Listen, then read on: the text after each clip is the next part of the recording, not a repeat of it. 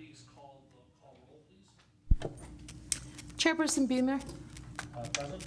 Vice Chair Martin, Present. Member Green, Present. Member Yannick, Present. Member Zuber. A quorum's present. Thank you, Tamara. And was the meeting properly noticed and posted? Yes, Mr. Chair. Thank you. I would, at this time, invite all members of the board, as well as members of the audience, to stand and join us in the Pledge of Allegiance. I pledge allegiance to the flag of the United States of America and to the republic for which it stands, one nation under God, indivisible, with liberty and justice for all. Thank you all. At this time, we'll call for public comment. The public is invited at this time to comment on and discuss any topic that is relevant to or within the authority of the Carson City Advisory Board to manage wildlife. It should be known that no action may be taken upon a matter raised under this item of the agenda. Do we have any public comment at this time? Yes. Mr. Bailey. Thank you, Chairman. Thank you. This will be brief. I would like to, under this item, to request respectfully that even though the items that I wish to hear about and discussed, and that would be, if you are so open to it, number 8D, 8C and 8D, and item 12. Respectfully. And that's my entire public comment. Thank you. So, Mr. Bailey, before you leave, Yes, is there sir. something in 8C and 8D that you are wanting the board to engage in any discussion on, or can you elaborate on that? Well, it says for possible action. I would just like to see what it said, bag limits, special regs. I'd just like to hear some of your discussion on it, regardless of whether it's for possible action or not. On 8C, on 8D, invasive species, if there's, I'd like to hear what the discussion is of this honorable board. And possible action on aquatic invasive species. It's very interesting to me. And as far as the informational item, I'm really interested in Bassett and Cummins Lake, although I don't see anybody from NDOW staff here at the current. That's all. Okay. Any other questions on that? Was I clear as mud, or? Yeah, is there something particular in those two items under our consent agenda that that you wanted more information on that wasn't provided in the? Well, all I have here is special regulations for game birds, rabbits, wild turkey, fur bears, falconry. That's 8C. Right. So I'm just interested in that. And did you get a chance to look at any of the supporting documentation No, sir. that the commission provided? No, sir. Okay. Yeah, because these are kind of, what's that? It's quite a bit. It is quite a bit, and these are items that, you know, we typically see on an annual basis. They kind of go over these, and they do give a report annually for both of those items, and Okay. so.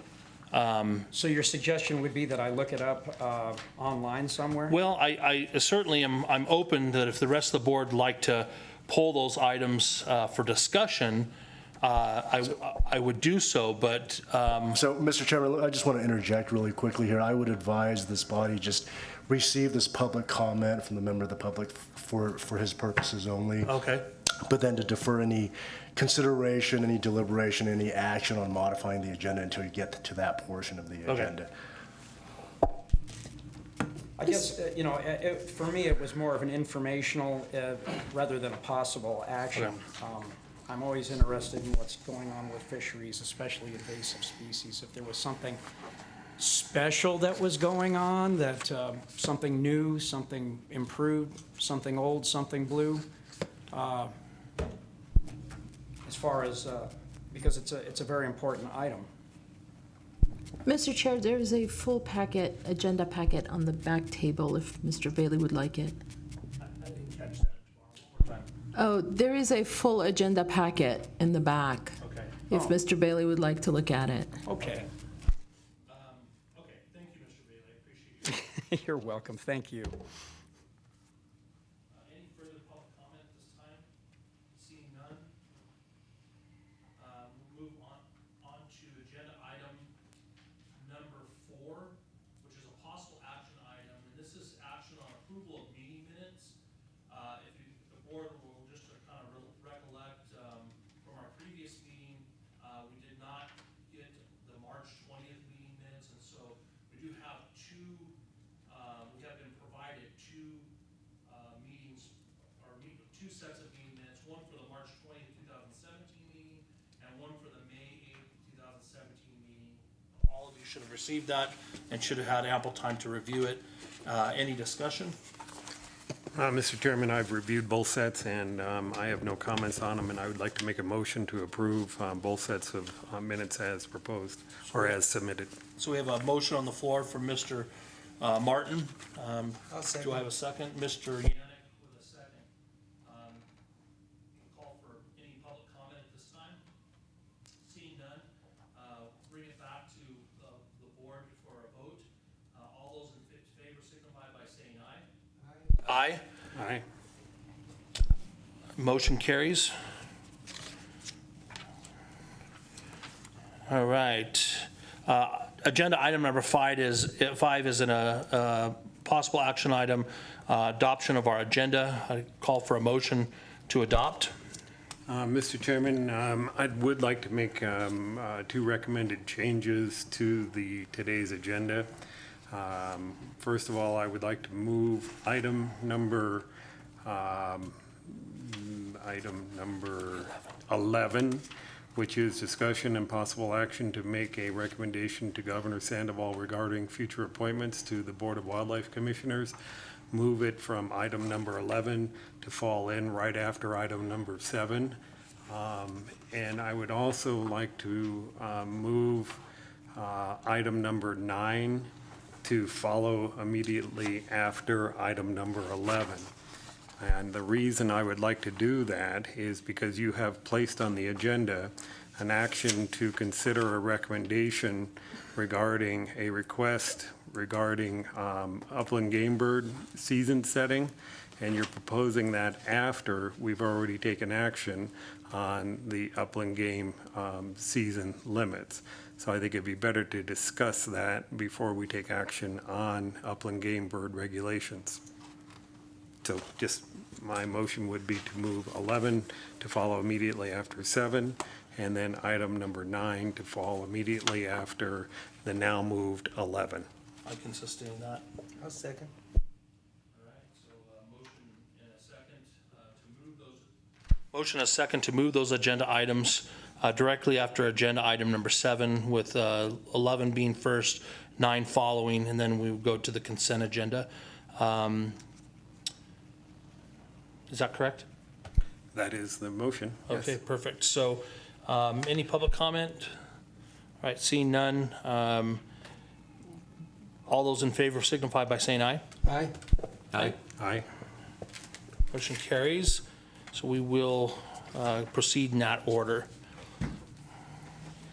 All right, item number 6 is an informational, just a disclosure. Any member of the advisory board may inform the chair of his intent to make a disclosure of a conflict of interest on an agendized item or relative to advisory board business. Disclosures of conflict of interest must also be made at the time a specific agenda item is introduced. Are there any conflicts of interest that the board would like to bring up at this time?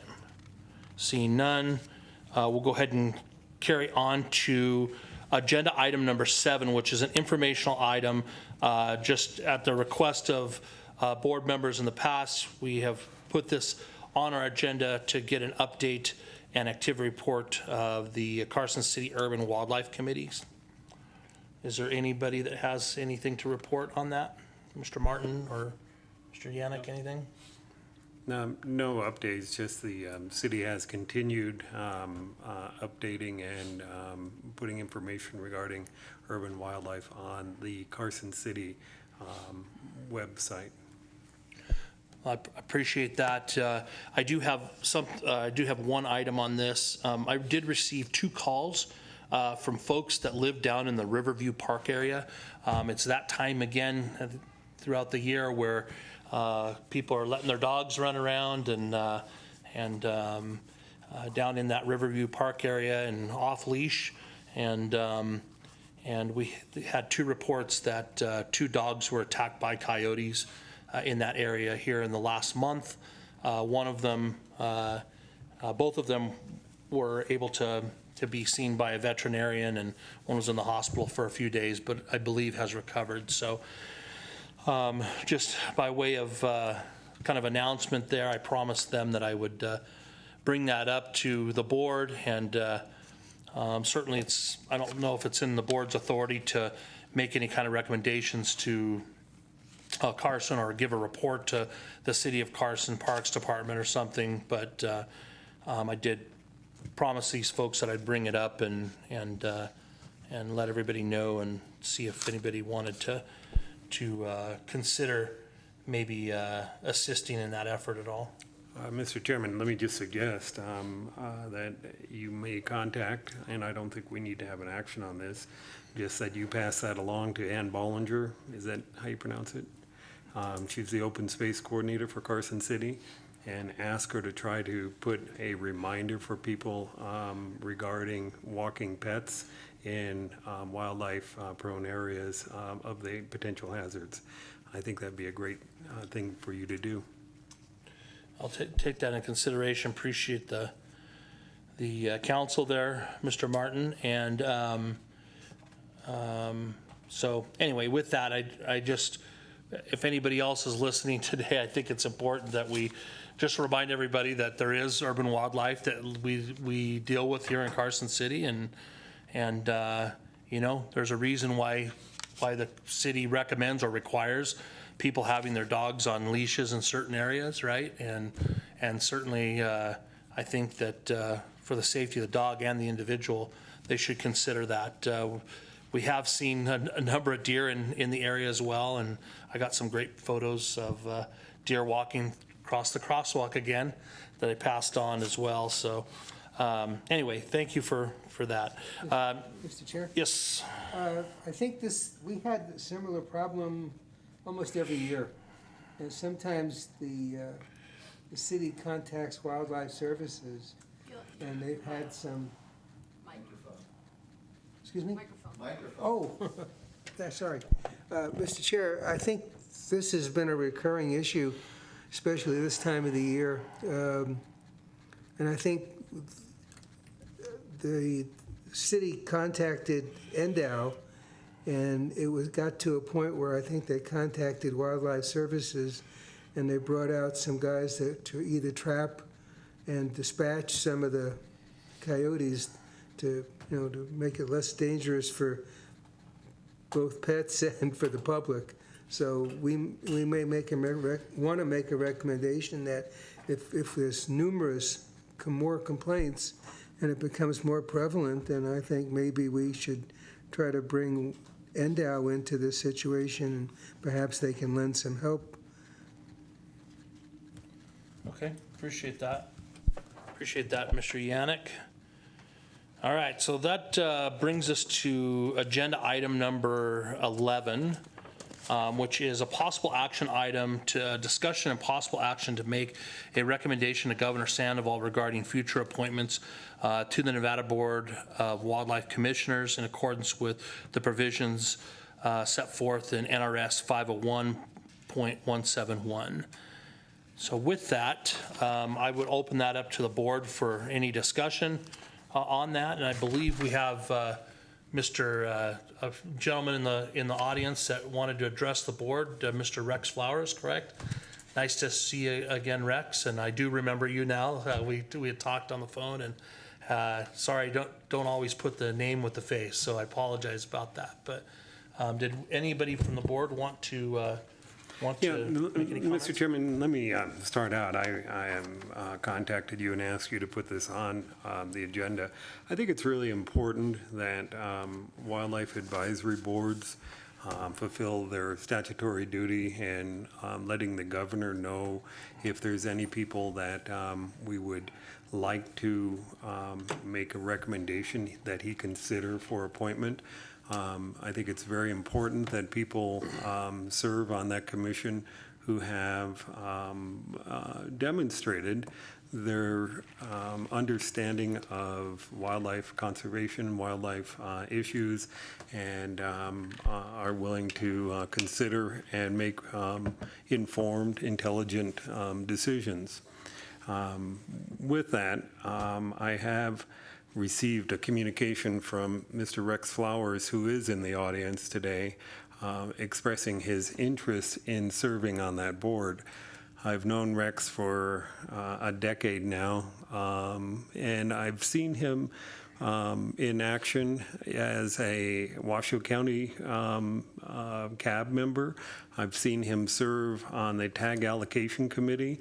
I've seen him serve as a individual citizen, and I think that without other possible candidates, and then there's nothing that says we can't make a recommendation on more than one candidate either.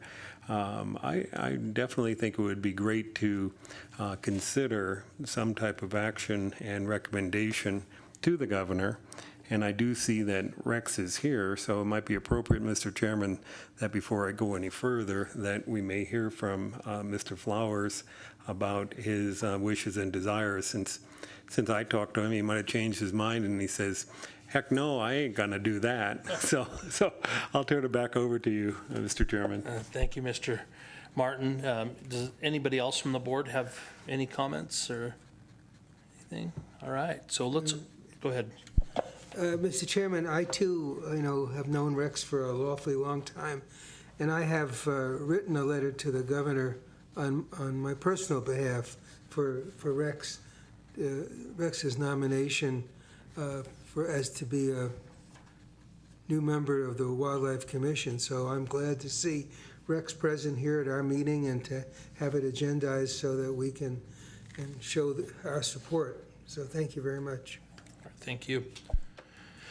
All right, so with that, I would open up to public comment at this time. Mr. Flowers, you know the drill. Good afternoon. Yes, my name's Rex Flowers. Yes, I'm representing myself. I have already sent in all my paperwork to apply for appointment by the governor. A little bit of my background, I am a native Nevadan. I've held a hunting or fishing license and a couple times a trapping license every year since 1961, except for 1968 and 1969 when I was in the military. I've been going to CAB meetings for a number of years, and in Washoe County you can only serve for 6 years maximum, 2 terms. I was the chairman there for 3 of those 6 years, vice chair for 1 year, and secretary for 1 year. After the last 3 years I was on the TAC committee, or on the CAB, I served on the TAC committee, and for 2 years after that, I continued to serve on the TAC committee. I attend an awful lot of the subcommittee meetings, just to keep informed of what's going on, because I believe when you get to the commission level, so often that things are kind of run a little bit quicker than being at a subcommittee meeting where you can get a little more, get down into the weeds and see what's going on. I am currently a director for the Coalition for Nevada's Wildlife, have been for the past 3 years. I've been told I'm going to have support from a number of NGOs, and I have already seen support come through from a number of individuals throughout the state who know me from one end to the other. So that's it. If there's any questions from anybody. Mr. Flowers, are you retired? Sorry, Mr. Flowers, are you retired? Yes, I am. And where do you reside, sir? I reside in Reno. Okay. All right, any questions for Mr. Flowers, anybody? I don't have a question, other than, well, I do have a question, and that is, Mr. Flowers, could you please go a little bit further into your personal thoughts on listening to the advice of the wildlife advisory boards, if you were a commissioner, in the importance that those boards make on the influencing of your decisions as appropriate on the board? As a commissioner, the first duty is to the wildlife. We do have to listen to the advisory boards. I'm very much in favor of listening to advisory boards. You have to remember the 6 years I served, the first 3 were during what they called the Gerald Lent regime, and everything went to heck in a handbasket, and no boards were listened to. And then we had the follow-up 3 years where we had basically the same thing, but it was a 180-degree turn in a different direction. It's good to see we have some commissioners now who've really taken a strong focus on listening to advisory boards. I think the advisory boards are very important because a lot of the issues are specific to their counties. And who better would know that than those individuals? They're out there in that field, and they're talking to people who are there in the field, and so they know what their truest concerns are. And yes, I do believe in listening to the boards. But the bottom line is, I will, at the end of the day, make the decision that is best for wildlife. So, you know, but when cabs come through and you got 12 cabs saying, do not put this regulation in, you can believe I'm going to support not putting the regulation in. Everybody has spoken. Okay. Thank you. Any further questions for Mr. Flowers? I do have one as well, Rex, and Mr. Martin kind of took one of the questions, or asked one of the questions I wanted to ask as well, but as kind of a continuation of that, where do you see issues with county advisory boards? What's your take on that? I mean, what would you like to see more from county advisory boards? Where do you think they have problems and things that they need to work on, or in your opinion? We have a number of county advisory boards that just need to get in the mix, start attending, or at least have a meeting and send their recommendations in. It's not favorable to necessarily always attend a meeting, but it is necessary to have more than 2 meetings a year or 1 meeting a year to set either seasons or quotas on big game. Small game is important. You have that on your agenda this time. You're going to have waterfowl will be coming up. So I think that the cabs have got to participate a lot more. I think that should answer your question.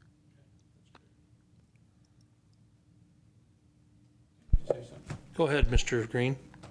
No, I don't know Mr. Flowers. I've seen him around for years, but I don't know him. But what he just said was one of the things that surprised me the most when I started going to the NDOW meetings, was how little participation there is from some of the cabs. And how can they possibly affect what's going on if they don't participate? And I appreciate your response to that. Thank you. Well, Mr. Chairman, if I can just say something, I totally agree with that too, and I think participation is extremely important, and you can't, without being at the table, you can't make your thoughts felt.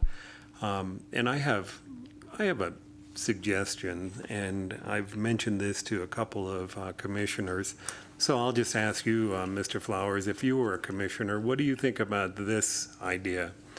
that a report card or just an attendance record be provided to the appointing authorities of each of the counties that appoint advisory board members. And in that way, they get to see how their appointed members are participating. And it might help with getting attendance up, and not just sharing it with the appointing authority, but sharing that with the other county advisory boards so that we all see who does participate on a regular basis and who's not. And I think that might help a little bit. So your thought? Well, that is almost on the verge of intimidation, but I do like it to the point that I believe that the county commissioners or supervisors, whatever county you're in, whoever the appointing body is, they should be aware of what's going on. I've made that publicly known in Washoe County. In the past year, we've had some issues. We have a few individuals that, I'm on the advisory board. I get a star next to my name, and if I participate, oh well, and if I don't, oh well. And I sent a seething letter out that I was very bothered by the non-participation and the non-care of those individuals. But my letter went to the members of the CAB. And I told them it was time to step up or move away from the table and let somebody be involved who really cares. You do have a problem, Doug, that you have to remember when you get out to the cow counties. You get to a county like Nye County, where a number of the residents, majority of the residents, live in a place called Pahrump. That's a 2-hour drive from the county seat in Tonopah.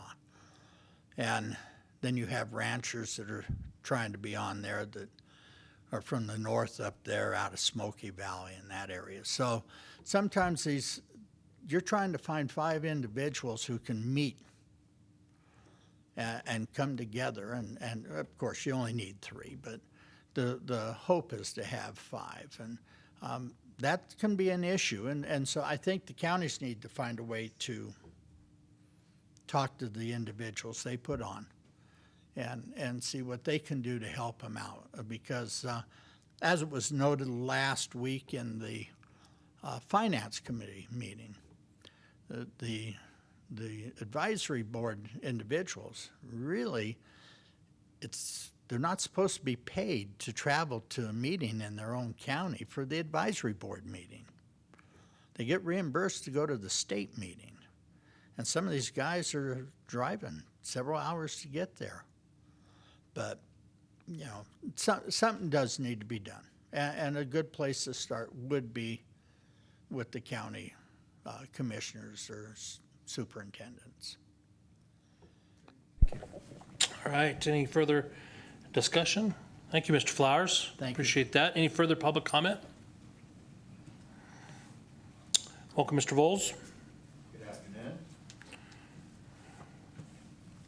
For the record, Fred Volz, regarding the possible endorsement of any candidates for the Wildlife Commission by the county advisory boards, it would seem prudent, just like in any other business enterprise, that all the candidates who are interested be interviewed before there would be any endorsement. If you members individually want to send in some sort of a letter speaking for yourselves, there's no problem with that. But to have one person come here and to endorse that person without looking at the other ones, and you've asked some interview type questions here this afternoon, does not seem to be appropriate for this board. Thank you. Mr. Voles? Any further public comment this time? Seeing none, call it back to, or bring it back to the board. Mr. Chairman, I had a question. Along the lines, I understand what Fred brought up, and I think it was a good comment. We don't know who's actively running. I mean, there isn't a a board, you can't call up the governor's office and ask who submitted an application to be considered for a position on the Wildlife Commission.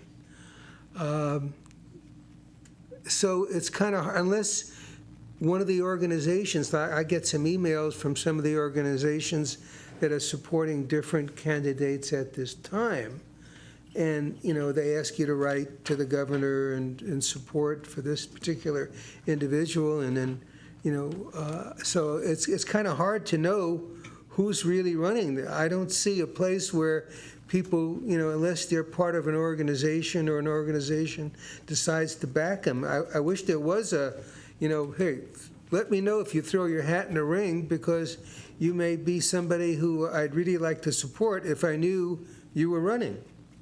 So it's a real challenge to know, unless it's by word of mouth, who's throwing their hat in the ring.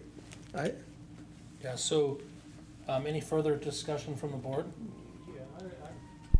I want to comment on that too. And because I can see this side, but I also know that in all public offices, if you need the endorsement of somebody, it's your job to go and get that endorsement. If they're applying, they should be coming to us and asking us for that endorsement. If you are running for a public office and you want the Democratic Party or the Republican Party to endorse you, you go before those groups and ask for the endorsement. They don't come to you normally. And so without them letting us know, we would have no idea who it is, who might be out there. Thank you, Mr. Green. Any further discussion? Mr. Martin? Yeah, Mr. Chairman, I agree with what was just said, and that is people come to us and ask for an endorsement. It's not a process that there is like you are having an election, or we are not the appointing authority. Someone came to us and asked us to consider making a recommendation to the governor on his behalf. And I think if anyone else had come to us and said, yes, we would also like you to consider us, we would also ask similar questions and have a similar conversation. Well, so with that, I would like to make a motion that this board supports, that we make a motion that we support the appointment of Mr. Flowers to the Wildlife Commission, and that this board transmits such a letter to the governor's office. Okay. So very. So there's a motion and a second on the floor. Motion and a second on the floor. Motion by Mr. Martin, second by Mr. Yannick. Any further discussion? So I do want to point out, and I do want to kind of reach out to our Attorney General. I'm sorry, not Attorney General. I'm used to Attorney General. I apologize, Dan. Our district attorney representative, our deputy district attorney. In your opinion, when you read NRS 501-171, do you still feel like it's in our authority to make that recommendation if the board felt so?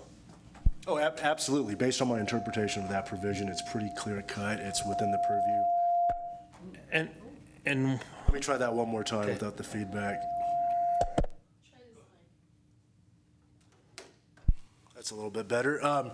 Yeah, no, that's a pretty clear and plainly written provision. It's pretty short. I mean, it's definitely within the purview and jurisdiction of this CAB to make that recommendation for the nomination. As you pointed out, it's not within this board's jurisdiction to actually make the appointment. It's just merely a recommendation for consideration by, the governor's office to make the final action for the appointment itself. I'll also point out that provision of NRS in Chapter 501, it's really silent with respect to what sort of a process needs to be implemented and enforced by the local CABs. So with respect to, opening it up for, I'm just making up examples here. If you wanted to put a post posting out there to solicit, for example, people to come in and present information and materials to solicit your endorsement ultimately. That would be a policy call. It's not laid out in NRS, and so it's like I said, it's silent with respect to that. And so what you're doing here in a nutshell, let me say again, is perfectly fine. It's within your jurisdiction to do so. Thank you, Dan. So the one thing I do want to point out is that Mr. Martin is absolutely 100% correct in the fact that we do not have any authority in the appointment process to that state commission, right? Strictly, this is an endorsement this would be an endorsement by the board, and just my understanding and my knowledge, and Dan, you can jump in here and correct me if I'm wrong, but my knowledge of any appointment that's a governorial appointment, right, is, I do know the process very, very well because I do that for my real job. And so, that's certainly, anybody can make recommendations, and in fact, some committees and boards require it. The governor requires recommendations. And I did do a little bit of due diligence in talking to Nikki Hogg, who is the person who kind of runs this for the state and kind of organizes this for the governor, and she said absolutely they want to have recommendations, especially if somebody comes to your meeting like Mr. Flowers did, right? And we are totally appropriate asking questions and making sure we feel good, all of us, about endorsing you. So I feel great about it. I will call it for, we have a motion and a second, and Dan, do I need to call for public comment again, or? You don't have to, but you certainly may if you'd like to, Mr. Chair. So just, I'm happy to call for a public comment again if anybody has any public comment. For the record, C.K. Bailey. I would be thrilled to have Mr. Flowers on the commission. If I had anything to bloody say about it, I'd vote for him. Thank you.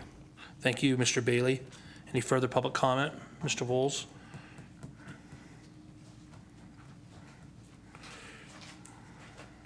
For the record, Fred Volz. 2 points that still have not been covered in this discussion. First of all, do the individuals who might be appointed even know that this cab or any others are going to be endorsing candidates? Has that been made public in any way, shape, or form? And it would seem like the obvious candidates would be the incumbents, because they're probably looking to be reappointed unless they've been termed out in some way. So that would be the obvious place to start, even if you don't know the other candidates, if you're going to be doing some sort of an endorsement and interview process. Thank you. Thank you, Mr. Voles. Okay. One more comment. Oh, apologize. My bad. Okay. Yes, please. Bobby McCollum, just one comment that since this is regarding, this was all set up before your meeting for this one individual to come here, perhaps the agenda item could have said directly about Mr. Flowers, because there are no other candidates here. It says future appointments, and there's no names involved, and I think that may have been appropriate. Thank you, Ms. McCollum. All right. Mr. Flowers? Rob, for the record, so that everybody's aware, I have it through third person, but two of the individuals, two of the commissioners have been given extensions so that the governor's office can get back to appointing 3 individuals each year. Rather than this year, there would have been 5 individuals, and then next year 2, and then 2. So there was a move to get this back to 3 individuals per year, and 2 of those individuals have already been given extensions, and 2 other individuals had already submitted letters, and I do know that for a fact. That's Mr. Johnston and Mr. Valentine had already submitted letters, so they are up for reappointment, and they are submitting letters, okay? Jeremy Drew is the only commissioner who is actually going to step away. Thank you. All right, thank you, Mr. Flowers. Appreciate that. Bring it back to the board. We have a motion and a second. Any further discussion? All those in favor signify by saying aye. Aye. Aye. Motion carries. We will, will articulate that and get it off to the governor's office. Thank you very much for being here. Appreciate that and appreciate everyone else's comments. All right, so that brings us to agenda item number 9, which is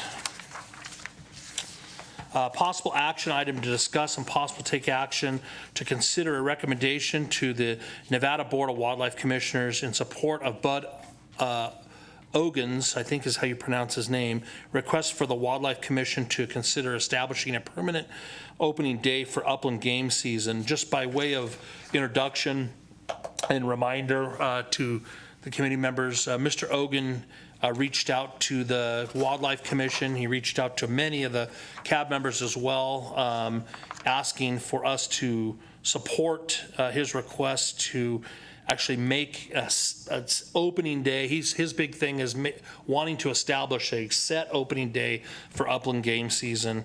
And he did petition the commission. The commission did, many of the commissioners did talk about that, and I know they have it on their agenda as well to discuss. So that's kind of where this is coming from. If you recall, I'm not sure if he reached out to any of you. He did reach out to me, and we discussed it. My recommendation to him was that he either go to his county advisory board, which was in Clark County, and talk to them and petition them, but also attend the commission meeting as well, which I explained to him would be down in Vegas this upcoming week, end of the week here. So with that, we'll open up to discussion from the board. Yeah, Mr. Chairman, thank you. I read this and it appears that the request is not just to set a permanent timing for it, because it actually is a semi-permanent or almost permanent as the second Saturday in October. What I'm reading in here is his request is more about trying to create it so that it's either on the first or to open at the same time as mule deer. And so I think really that's the heart of his request, is not so much a permanent time, because if we said the permanent time would be the second Saturday of October, I don't think that would meet what he is really requesting. I'm reading his request right now, and he really says two things. One is he says that he would like to have the commission consider having a permanent time, but then he says, I believe there's a lot of reasons to set the first Saturday in October or a permanent date like they do on deer season, and the deer season in most areas opens on October 5th. Then he has this discussion about how a lot of people like to go hunting at the same, like to go along with the deer hunter at the same time, but they don't have the opportunity to hunt chukar, and that would be a great thing. So I think this is more about a discussion and a request to make it open at a same time as deer or earlier than on deer. So before we go any further, I think we need to make sure that we understand what he's really requesting here. Sorry, any further discussion? Is everybody clear on that? I'm basing it on the actual email that he sent me, which differs a little bit from what he presented to the Wildlife Commission, as well as our discussion that we had over the phone. And so it is a little bit different. He was very, very adamant about wanting to make it a set day at the beginning of October potentially, or whenever it is, but just something that we can count on every single year being the same day or time, or the same day to be as an opening day. Well, Mr. Chairman, let me just go back to what he wrote in his 4-page memo to all the county advisory boards. And in it, he said, I urge the members to look deeply into setting of a permanent opening day, possibly October 1st or the first Saturday in October. And then he has discussions, like I said, about trying to get people so that they can hunt chukar at the same time other people, their friends, are hunting deer. So I believe that's what his request is. And the second part of his request, I don't agree with, because I do believe that we have it in a, I don't think it's a policy, but I do know that it is tradition, and we have to allow the department to have some leeway with that. But the second Saturday of October, for as long as I can remember now, has been the opener of Upland Birds. And so I really think we do have a time when we know that it starts. And I just don't think he likes when that time is. I think that's what this issue is.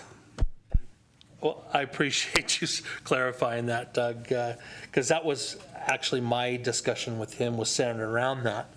And he was adamant about, I just want to share this with the board, he was adamant that the fact that there's nothing set in regulation that specifically says the second Saturday in October. He would be good with that, he said. And I told him, I said, I can just tell you that I think that the Department of Wildlife wants to be able to have a little bit of leeway there in the event that they need to make any changes or anything like that. But and I don't know that for sure, but that would be something I recommended he bring up at a commission meeting, right? And or reach out to a commissioner about. So I agree with you 100%, Doug. I read it as well, and I just wanted to shed some light on some of the personal conversations that we had, he and I together. So anyway, any further discussion? I think the flexibility is absolutely imperative, because we also can't say it can't snow until November 1st either. So, Yeah, that's right. I mean, it's wildlife. That's right. All right, so Just go ahead. another comment, Mr. Chairman.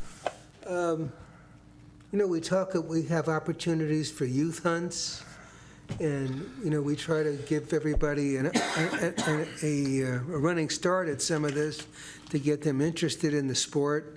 And I think it would be nice to be able to plan in advance when these things are going to happen. And I think it might be something like, his letter is, we understand why he wrote it, obviously. I think the question is, are the commissioners in favor of this? Are the counties in favor of this? And until we see some other counties reacting, like he's came to us and asked, would we support something like this? I mean, it's hard to, hear it put up at a commission meeting and see what the county advisory boards respond.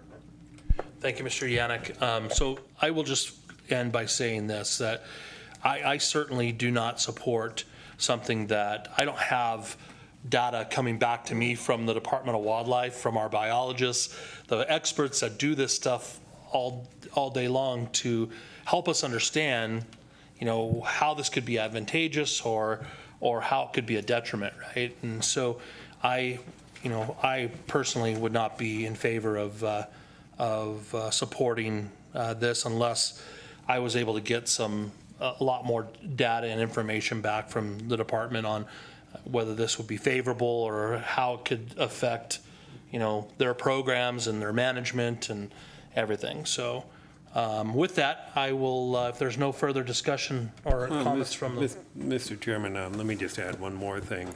I think there's another reason not to support this, and I think it's important to remember part of the discussion as to why chukar season does not open the same time as deer season does, and that is it does not lend itself to creating a quality experience for both the chukar hunter and the deer hunter, those that are very avid deer hunters, don't like to have right over the first hill a chucker hunter firing shotgun shells. And then with the extended use of ATVs, UTVs now, all the additional traffic of all of those chucker hunters. So I think it's important to understand that this is that discussion too.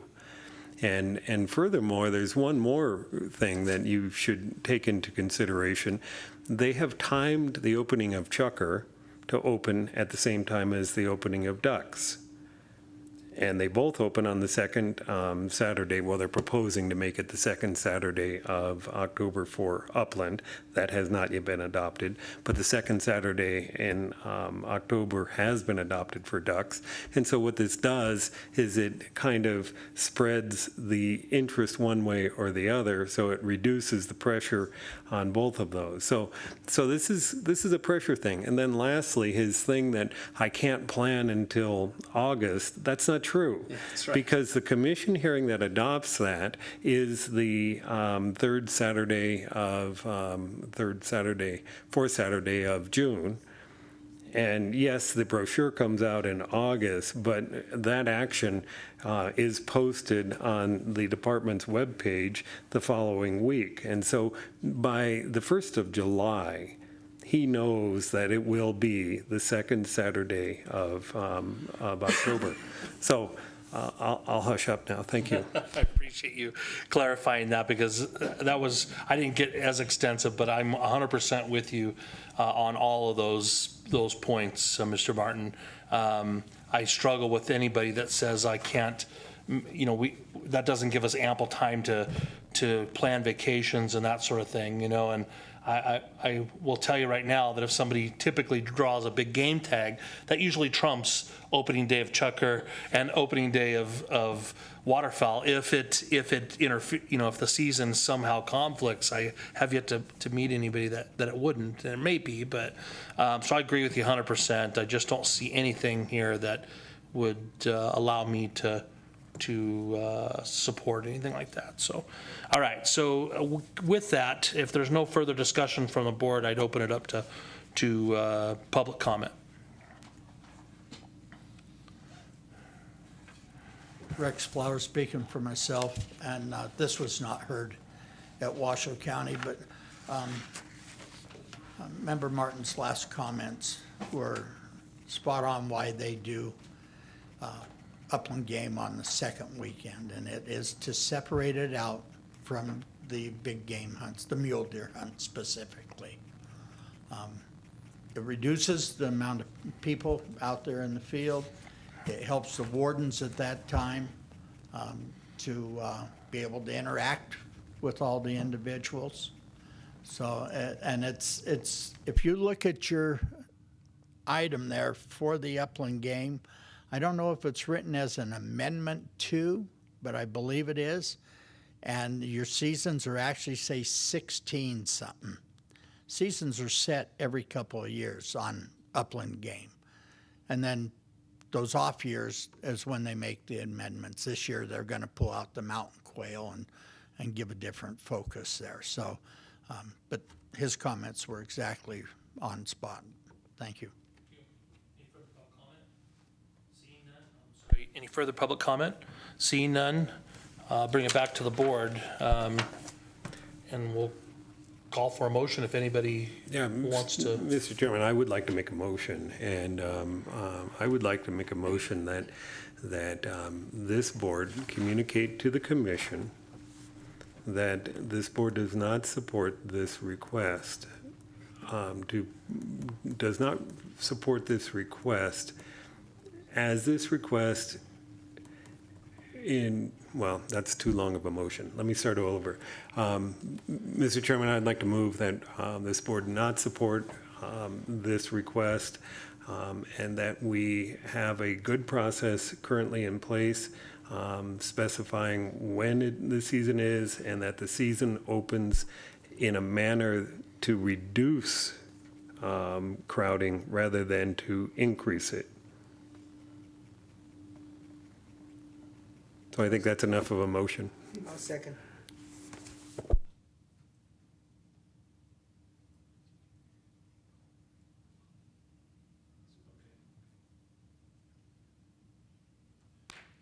All right, so a motion on the floor by Mr. Martin, seconded by Mr. Yannick. Any further discussion? All those in favor signify by saying aye. Aye. Aye. Motion carries.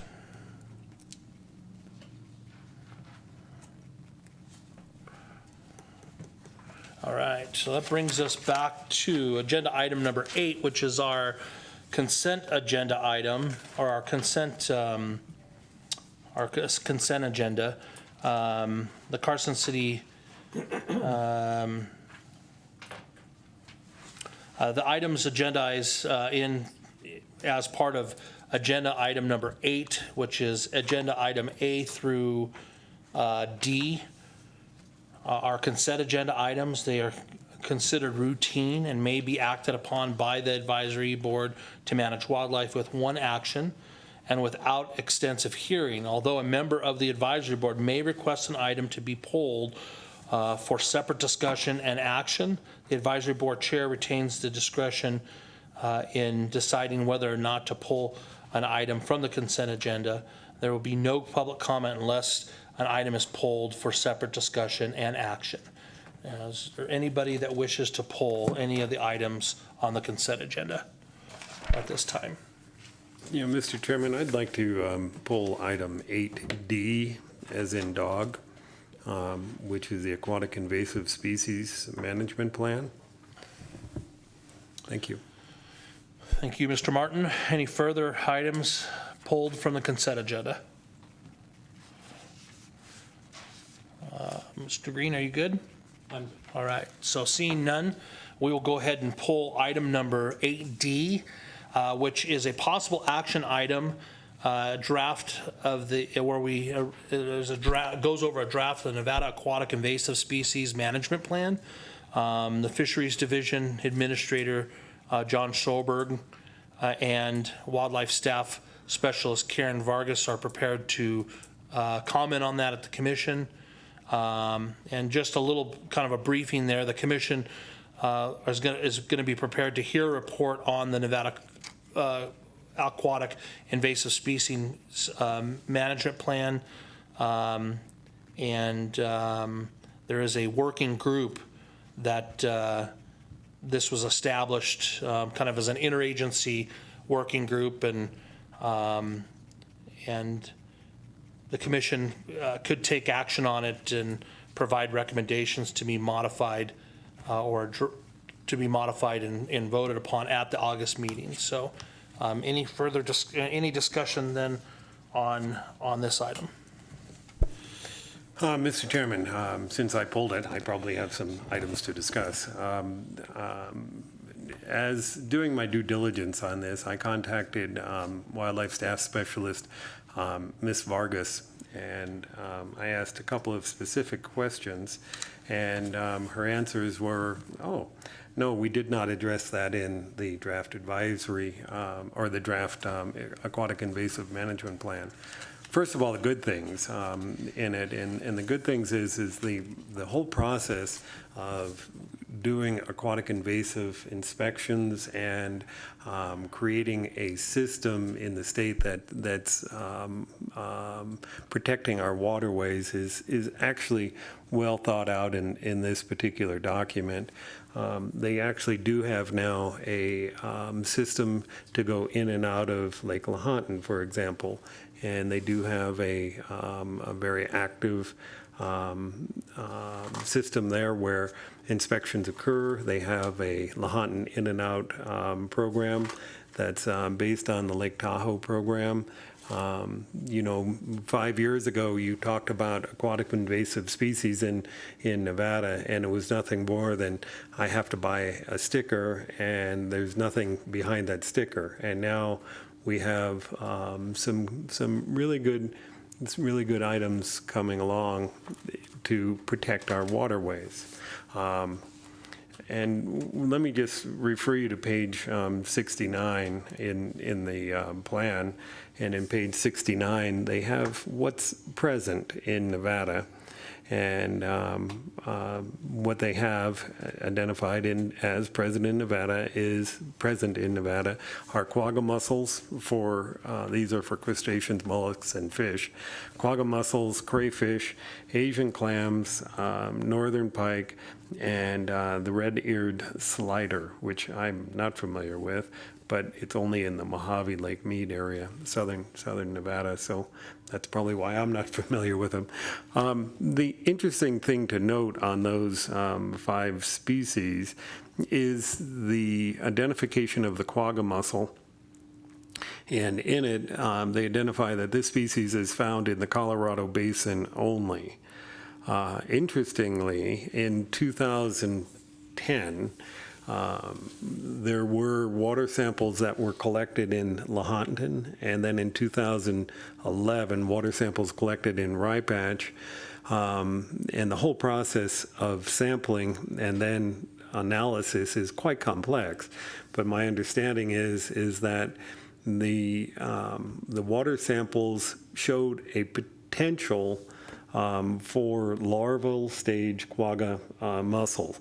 The problem is that larval quagga mussels and other mussels are almost impossible to tell apart, so they have to repeat that and repeat it and repeat it. And the interesting thing is, since those initial preliminary findings, there has been no repeated finding of quagga mussels in either body of water.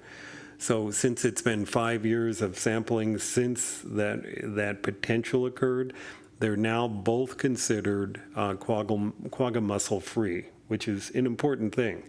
And where I'm going with all this is that we have a good system, and we are sampling and monitoring, cooperating with the Bureau of Reclamation and the Fish and Wildlife Service on seeing what is occurring and what is not occurring. And it's keeping those water bodies sampled and monitored that's so important to us, and then having the program behind it. So my question to Ms. Vargas was, where in this plan are we trying to coordinate with the aquatic invasive species program in the Lake Tahoe Basin? And she said, oh, we're not coordinating with them. And I said, not just coordinating in a manner of communicating, but are we trying to develop a system where we can recognize and work with each other's programs? And the answer is no, we are not. Because their system is very complex, and it's very aggressive, and it's a very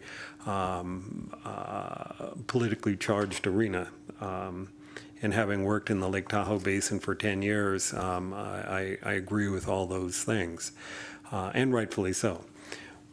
But I said, I said, I'm not saying can you have a system, but can you determine what are the barriers to a system, and if those barriers, and then determine if any of those barriers are surmountable. So rather than just saying create a system so that we could have an in and out recognized at Tahoe, Lahontan, Topaz, and pick another pond, I don't care. If you have an in and out program among those 5, then it's recognized at all 5. I'm not saying that. Identify the barriers as to why we can't have a system where we can have an in and out in Tahoe as well as an in and out in other bodies of water, and they have reciprocity. And I got to tell you, being a fisherman in Pyramid, in Knott Creek, in Lake Tahoe, in Davis, and many, many more, you know, I think you can have such a system if you have certain steps. I'm not here to identify what those steps are, but this plan does not address anything about, are we going to try to do any coordination and try to develop a system of collaboration and reciprocity with Lake Tahoe. I'm not saying it can be done, but at least you can do is look into it and identify what the barriers are as to why we're not doing it. So when I talked to her about that, she said, these are exactly why we put these plans, these draft plans out, so that we can hear from people who are concerned about it. And I got to tell you, one of the places where Carson City has a voice regarding wildlife is that lake right there that touches our border. There's only 3 counties in the state of Nevada that have a border with Lake Tahoe. One of them is Carson City. And so I think this behooves us to take a look at this and to ask the people who develop this to try to come up with and make a statement regarding what are the barriers to having a reciprocity program, and are those barriers insurmountable or surmountable, or how can you surmount them? Can we have a reciprocity program? I don't like it when people just say, no, you can't, because the Tahoe Basin's too complex. What I'd like to do is know, why is it too complex, and how can we overcome that? I think if you called up the aquatic invasive species in the Tahoe Basin and pose that to them right now, they just laugh and say, well, we have the best system in the world, it's a platinum standard, and whatever you people do down there in Nevada is not the platinum standard, so we're not going to accept it. And I think that's where the starting place would be. But so, let's sit down at the table and figure out what can we do? You see where I'm going with that? I do. So anyway, I'll hush up now, but that's why I brought this up, is I didn't see that particular issue raised in it.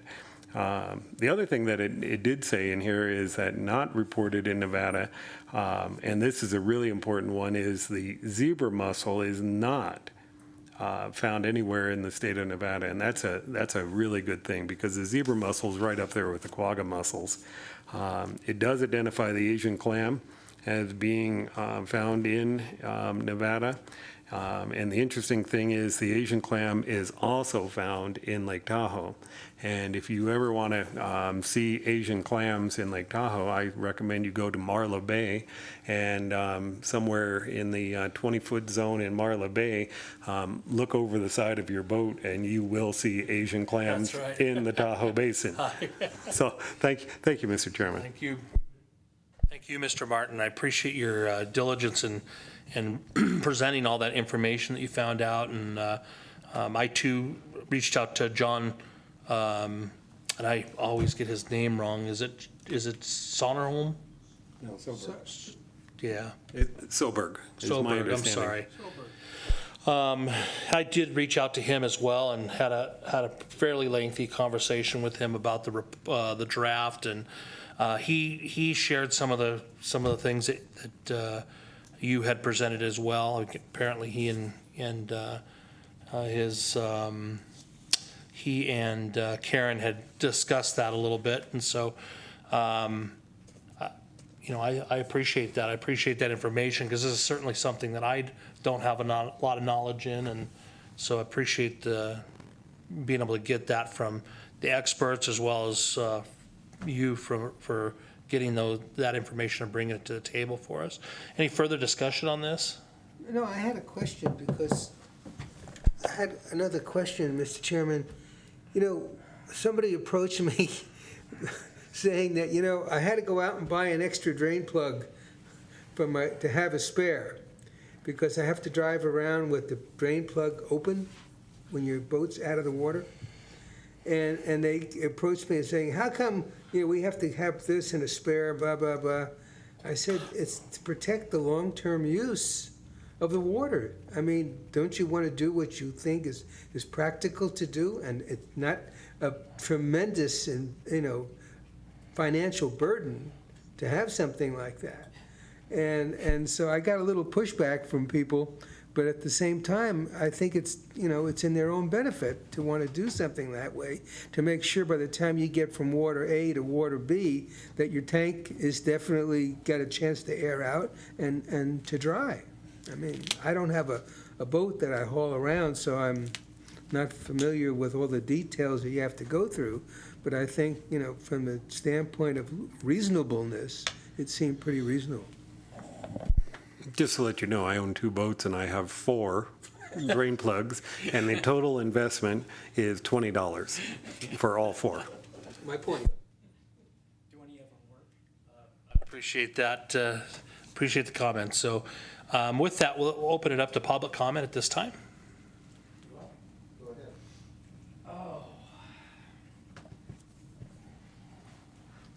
C.K. Bailey, for the record, I appreciate you, Vice Chair Martin, for the in-depth oration that you just kind of laid out. Thanks for even bringing it up. That was one of the little things that I would have liked to have heard about, because it affects all of us. And you go up to Montana, and you are checked at every blink in water. You will get a permit, like a tag that can go on, and you are registered on a database, and they follow you around.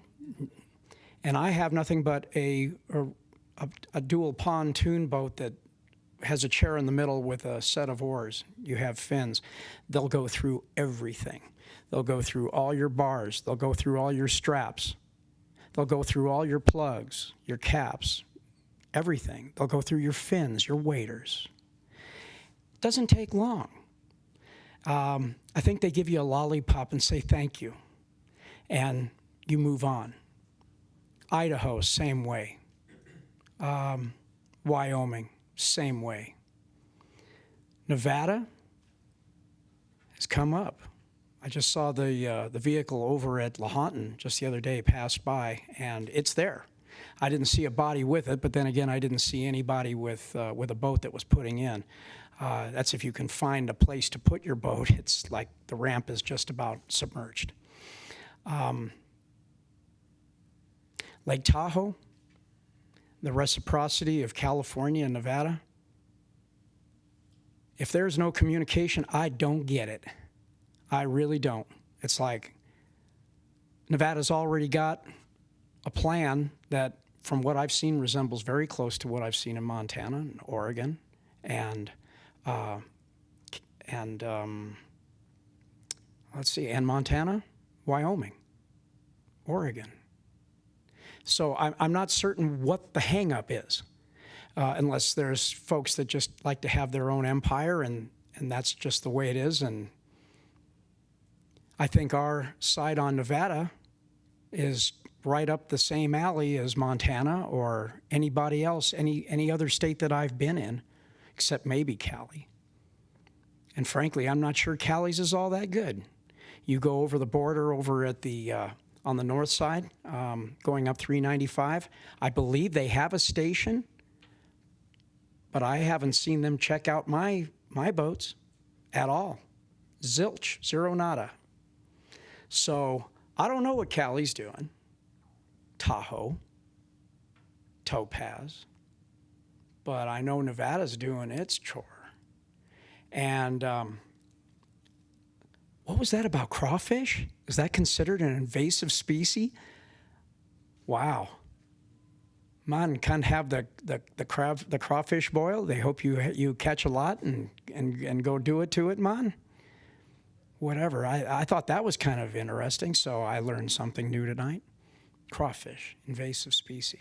I know it's trafe. Anyway, thank you for the report. I think it's everybody's job that if you have fins and they're wet, doesn't matter whether you have a boat or not. If you got thongs on your feet, probably should dry them off first. Thank you, Mr. Bailey. Any further public comment, Mr. Bowles? The record, Fred Volz. Looking at this agenda item and seeing the establishment of an interagency Nevada Aquatic Invasive Species Working Group sounds great, except this state is only 1/3 of the lake. The other 2/3 of Lake Tahoe are in California. So there's really only one governmental body that covers both states and has any jurisdictional authority, and its charter is specifically for environmental protection of the lake, which this would seem to fall under. So the suggestion would seem to be to take this to the local government committee of Tahoe Regional Planning Authority for them to issue some sort of mandate, directive, decree, whatever they need to do in order to have a consistent application of whatever is going to happen across both sides of the lake. Thank you. Thank you, Mr. Vols.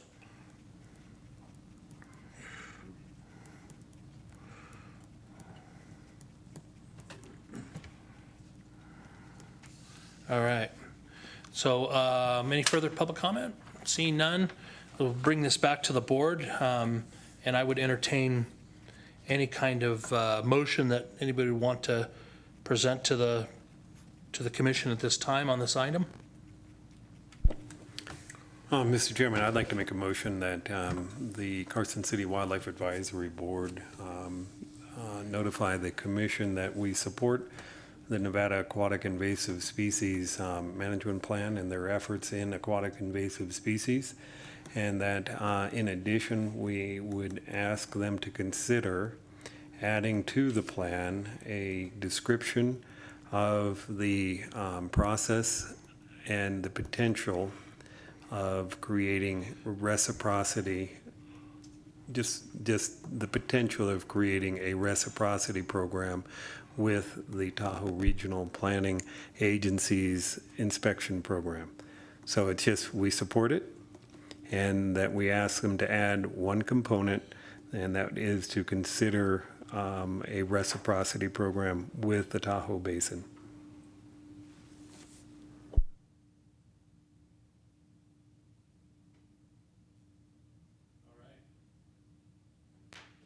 Okay, so motion on the floor. Do I have a second? I'll second. Mr. Green, I'll second. appreciate that. Mr. Green, seconded. Any further discussion? Seeing none, all, Mr. Chairman? go ahead, Mr. Yannick. Doug, when you, in your motion, who's got the responsibility for enforcement? Enforcement where? Well, we're talking about the got a California side, you got a Nevada Well, side. No, actually, we don't. And I was going to clarify that when we were done with this. Oh, okay. But there is, and I'll clarify it now since you asked the question. The Tahoe Basin has one aquatic invasive species program. That program is run by the Tahoe Regional or Tahoe Resource Conservation District. That particular district falls under the purview and the plan that's adopted by the Tahoe Regional Planning Agency. So it's a TRPA basin-wide program that is uniform both in California as well as Nevada. And it creates it so that in the wintertime, in order to put a boat into the lake, if it doesn't already have a Tahoe in and out, there's one inspection station, and that's over in Myers, California. This time of year, they have several inspection stations, including one on Spooner Summit, one at Myers, and then there's one in the northern California area, northern Tahoe, California area. But they have an in and out program. It's they put a cable on your boat, and any launch that you go to, they have to record your boat. They have to remove the cable, and then you have to come out before they go home. Otherwise, you don't get a cable put back on. And if you don't get a cable put back on, then you're back to step one of going to one of the inspection stations again. And so, the clarification, I'm making this longer than I really need to, but there's only one system in all of Tahoe. There is no California system, there is no Nevada system. It's not run by the state of California, it's not run by the state of Nevada. It is a TRPA program. The problem is that there's a lot of residents in Carson City who would love to be able to go up there on weekend 1, and then go out to Pyramid, for example, on weekend 2, or go to wherever on weekend 3. But if you do that, you've broken your cable, and you have to go back to step 1. I'm not saying this plan, we adopt something that says we can go and do all that. I just say identify the barriers and identify whether or not those barriers and how can those barriers be overcome. That's all. Hopefully that answered your question. Yeah, I mean, it's to the, I read the literature that they publish. And at the same time, when you read the literature, you get you think you understand how it's supposed to work. It'd be, And that's the issue. It's just so complex. Right. And then I know a lot of people in Carson that have boats who just said, I'm not going to Tahoe ever again. So, this is not being critical of, I don't want to be anybody to think I'm being critical of Lake Tahoe or I'm being critical of this plan. I'm not. I support this plan. I'm just saying, let's say we support it, but please identify what the hurdles are and can we overcome those hurdles? thank you. Okay, thank you very much for the clarification. So we have a motion on the floor, motion by Mr. Martin, seconded by Mr. Green. I'll call for a vote. All those in favor signify by saying aye. Aye. Aye. Aye. Aye. Any opposed? None. Motion carries unanimously.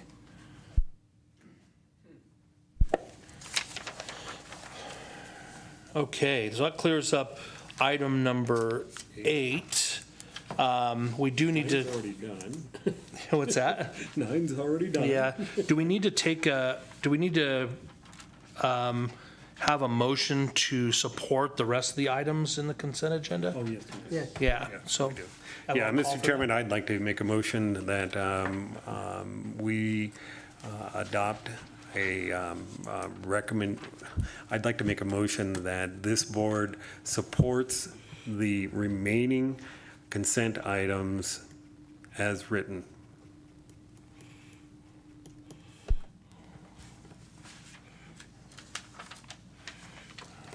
I'll second that.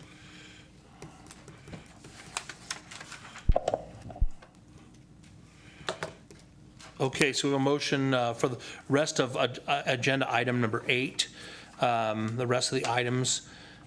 We have a motion by Mr. Martin that supports supports that the board will support the remaining consent items as written, seconded by Mr. Yannick. Any further public comment? Okay, seeing none, I will call for a vote. All those in favor signify by saying aye. Aye. Aye. Motion carries unanimously. All right, so we are cleared now with agenda item number 8. We've done agenda item number 9, which brings us to agenda item number 10, which is a possible action item, a discussion regarding the non-regulatory agenda items as part of the June 23rd and 24th, 2017 Nevada Board of Wildlife Commissioners meeting. I just wanted to personally apologize for messing this up on the last meeting. I don't know how it slipped my mind there, but we'll make sure we get it on for every meeting going forward. So are there any items that anybody would like to discuss that are non-regulatory agenda items on the commission agenda? Yeah, Mr. Chairman, this really doesn't need action, but just informational. I'm really glad to report that under item 12 of the Wildlife Commission, under 12A legislative session, they will be providing an update, but the fee simplification bill did get through at the very end. And it's going to really help people a lot. And anybody who looks at it and has a problem with it, they need to look a little further and just scratch a little further. I think everyone's going to be really appreciative that I don't have to look there and go, well, do I need that permit, that stamp, this stamp, that stamp, so forth, EIEIO. And so I just wanted to let you know that that did pass, and it was like a last minute item. So Thank you. I appreciate that, Mr. Martin. Yeah, I was monitoring that pretty close as well, and I think the one thing that the people that have reached out to me, the one thing that I've tried to help them understand about that bill and how the importance of it is, really it was designed to be as revenue neutral as we possibly can get it. In fact, I mean, there's a lot of people that are going to actually save some money, it looks like. You know, I look at my own circumstance, and I would be one of those individuals that would actually save a little bit, and plus open the door for maybe fishing waters or participating in activities that I normally wouldn't participate in possibly. So anyway, I think it's a win-win for Nevada. It's certainly something I think is long overdue, and I appreciate your comment there. Any other further items on the agenda that any of the board members would like to discuss? Seeing none, I would open it up to public comment at this time. Seeing none, we'll go ahead and close agenda item number 10 without any action, and move on to agenda item number 11, which is a possible action item. We've already done that. I'm sorry, my bad. We did do that. I apologize. Move on to agenda item number 12, which was an informational item, a report from NDOW staff and discussion regarding the fisheries reestablishment on Bassett and Cummins Lake. Just by way of review on this, I did reach out to the department on this. They were concerned that they may not be able to get somebody here. Apparently that actually was the case. So if it's okay with, unless the rest of the board has anything to add to this, I would be open to tabling this and seeing if we can't get somebody from NDOW, or if somebody has something we can discuss. Yeah, Mr. Chairman, I totally support postponing this discussion, tabling it, and moving it forward. I think it's really important for NDOW fisheries people to be here. I'd love to see a slideshow presentation on that. I've only heard third hand that it's been very successful, so I certainly would appreciate you tabling it. Okay, so with that, if the rest of the board sustains that, I will table and going ahead and see if we can't get somebody. We'll ask them to give a formal presentation and with a possible slideshow. I think I agree with you, Mr. Martin, on that. That would be good. I did get, believe it or not, I did get one person that reached out to me and asked me about this, if I knew any information on this. Was at one of our Nevada Operation Game Thief outreach efforts that we do, and I told them, I said, you know, we're actually trying to get some information ourselves, and they said that they would really be interested in it. And this is an individual that lives here in Carson City, and said, man, I really would like to go and fish some waters that I have really never had the opportunity to do. And this sounds like some pretty cool stuff that Nevada Department of Wildlife is doing. So I took his information. I'll get back to him on that, but and possibly invite him to come to this meeting. So with that, we'll go ahead and move on to agenda item number 13.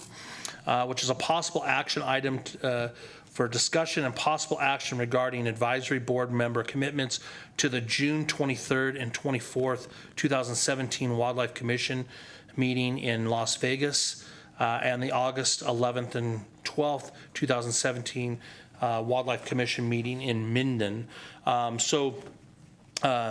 We originally had to discuss Mr. Yannick attending the June 23rd and 24th meeting, but Gil fortunately has had to have some surgery, and his doctor has pretty much told him, you will not get on a plane and you will not travel, and so he is not going to be able to attend that.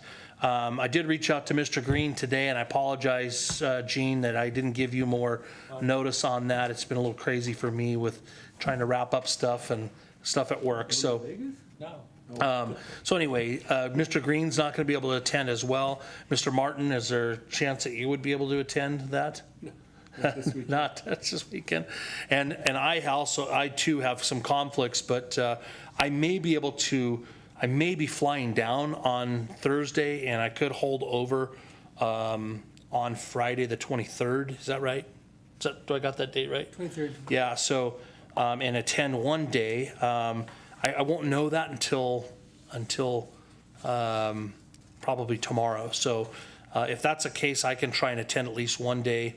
My problem is I've been flying back and forth from Vegas for my real job multiple times last week, and this week one time as well. And my sweet wife, God love her, she puts up with that, and I just don't want to push my luck too much. So regardless, if the board's cool with it, this might be one of those meetings where if I can attend, might be one of those meetings where I give a report. And unfortunately, I did look in to see if they had a video conference. They're not doing it this time, unfortunately, or else I would have gone to our Northern Nevada location to make that happen.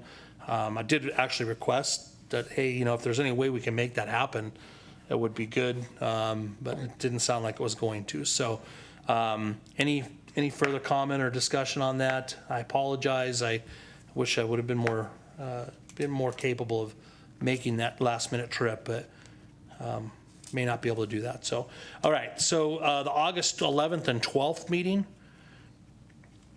for Minden, I actually will be available for that unless anybody else would like to attend. Well, I think since it's so close, there may be multiples of us, but at least we heard from you, at least you'll be there, and between Gene and myself, we'll probably be covering some more, and maybe Gil too. Okay, sounds great. Did I speak for you? All right, so moving on to agenda item number 14, which is an informational item.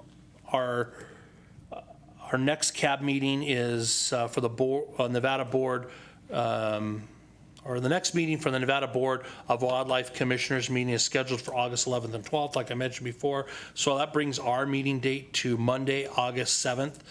Tomorrow, do we have this room available that day? Do you know? I had checked and it was not available. However, last time this room was not available as well, but then they had a cancellation, so. Okay, so I don't know, do we get on like some sort of a list to say if we cancel, I want to be on? Unfortunately, Okay. unfortunately, all these other meetings have been set years ahead of time. That's fine.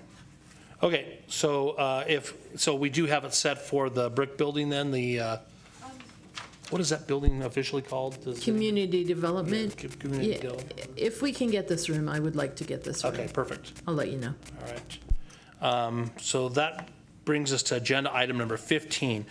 Any future agenda items that the board would like to have on future agendas?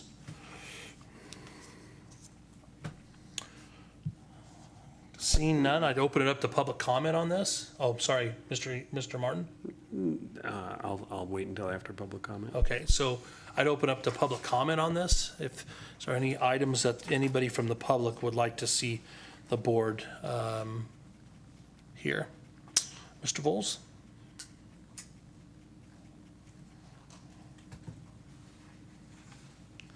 For the record, Fred Volz. Two things. First, when you were speaking about item 7 and the issues of wildlife and pet owners, seems like one of the solutions we should be talking about here and giving a recommendation to the Board of Supervisors is that Carson City would have a leash law. Presently, all we have is the animal is supposed to be under the owner's control. There is not a single owner, I don't care how well-trained their animal is, that can absolutely guarantee positively that no matter what happens, they can control their animal. If they smell something, if they see something, they can be off, and the owner has absolutely no control. There is signage in some areas, such as Long Ranch Park over on the west side. There probably is at Riverview Park, but that's not enough. And so that would certainly be something that the city should be taking up and changing its ordinance. The other item I'd like to bring to your attention is we've been talking over several meetings about wildlife coming into urban areas and residents and what they need to do to try and deter them from staying there, deer specifically. Well, it seems like the whole area of the commercial side of Carson City has not been addressed, because I learned about 10 days ago that the cancer center at the medical complex on the northwest side of town has an unsecured garbage dumpster, and a bear has been in there repeatedly coming down from the mountains. Similarly, at the Eagle Valley Children's Home, they've had the same problem.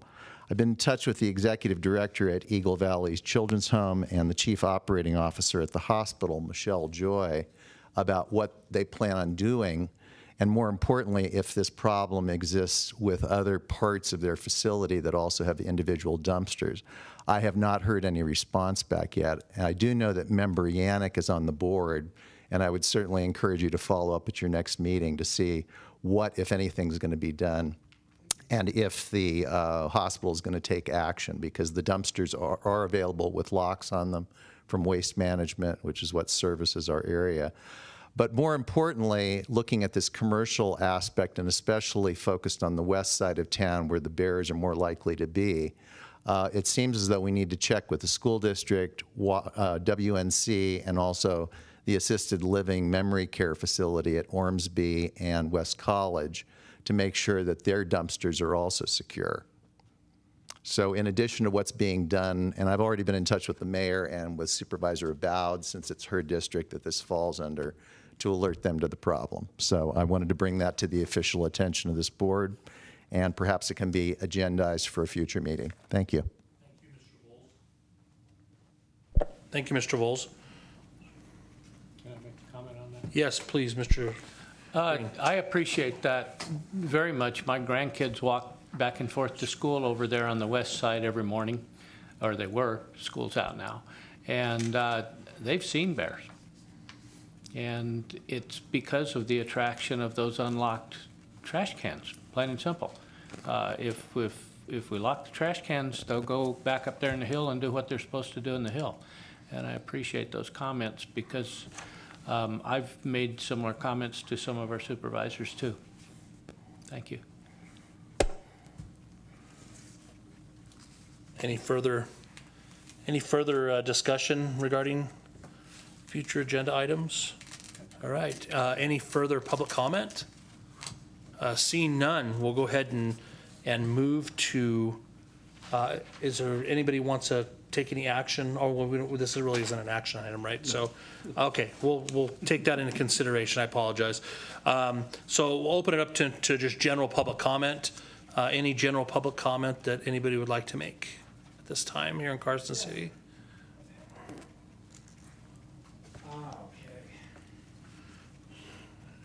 Kevin Bailey, once again for the record, just to let the public know that Bailey Pond is open on a daily basis, because due to the enormous amount of floodwaters that have gone through, I'm sure you're well aware that it was closed since January 1st.